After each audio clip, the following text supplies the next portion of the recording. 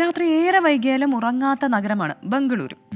അവിടുത്തെ സ്ട്രീറ്റുകൾ ഒരുക്കുന്ന രാത്രികാല കാഴ്ചകളിലേക്കാണ് 24 ഇനി പോകുന്നത്. യെസ്, നമ്മുടെ റിപ്പോർട്ടർ അരുൺ പൂപ്പറമ്പ തയ്യാറാണ്. പ്രേക്ഷകരെയും കൊണ്ട് നേരെ ബംഗളൂരിലേക്ക് പോവുകയാണ്.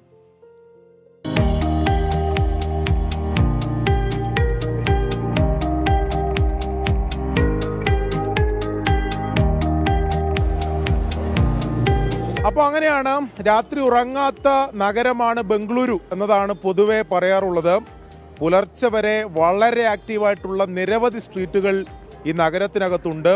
അതൊരു പക്ഷേ പരിചയപ്പെടുത്തേണ്ട ആവശ്യം ഉണ്ടാവില്ല. നിരവധി മലയാളികൾ ഉൾപ്പെടെ ഇത്തരം ബംഗളൂരു നഗരത്തിലെ സ്ട്രീറ്റുകളിലൊക്കെ വരുന്നതാണ്.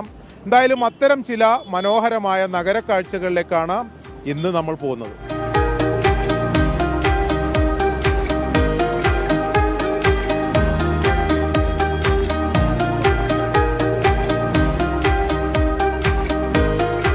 It's beautiful, it's good.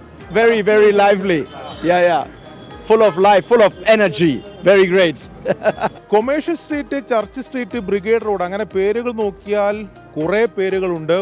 അവിടെ ഷോപ്പിങ്ങിന് വരുന്നവരുണ്ട്, ഇത്തരം രാത്രികാല കാഴ്ചകൾ കാണാൻ വരുന്നവരുണ്ട്, നല്ല സ്ട്രീറ്റ് ഫുഡ് ആസ്വദിക്കാൻ വരുന്നവരുണ്ട്. അതോടൊപ്പം തന്നെ നിശാ പാർട്ടികൾ, നൈറ്റ് പബ്ബുകൾ, അങ്ങനെ ഫുൾ ഓൺ ലൈവാണ് ബംഗളൂരു നഗരം.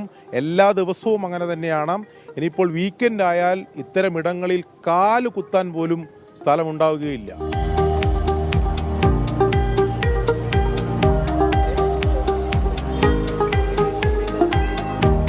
അപ്പം അങ്ങനെ നമ്മൾ നടന്ന് ബംഗളൂരുവിലെ ഒരു ഫുഡ് സ്ട്രീറ്റിൽ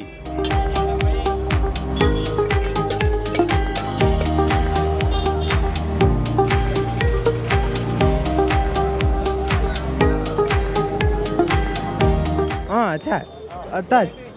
It's very tasty. Variety, there are lots of varieties are there.